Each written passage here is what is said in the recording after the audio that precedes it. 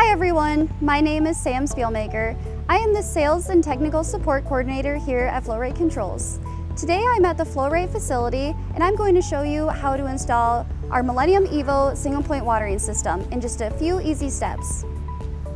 Before beginning the install, make sure your battery is fully charged and appropriate PPE is worn. Step 1.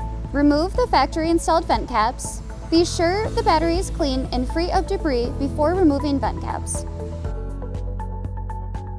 Step 2. Install the valves. Place the valves into the cell.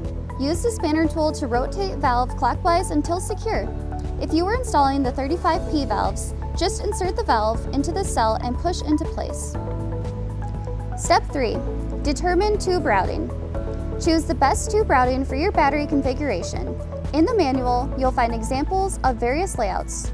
Generally, we recommend that the tubing follow the electrical path with the feed tube placed near the center of the battery. Step 4.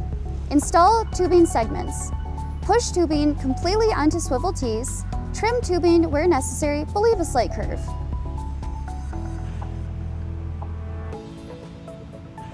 Step 5. Connect the feed tube. Ensure 12 to 24 inches of tubing and remove excess. Select a cell near the center of the battery to attach the supply tubing to the swivel tee. Make sure that the dust cover is secured on the quick coupler. Step 6. Install red end caps. Cover all remaining swivel tee barbs with red end caps. With your new Flow-Rite single point watering system installed, the job of maintaining all your battery levels will be much easier and safer. Take a moment now to refer to your manual regarding regular and seasonal maintenance.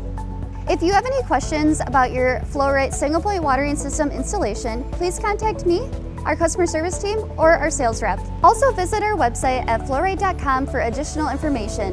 Thanks for watching.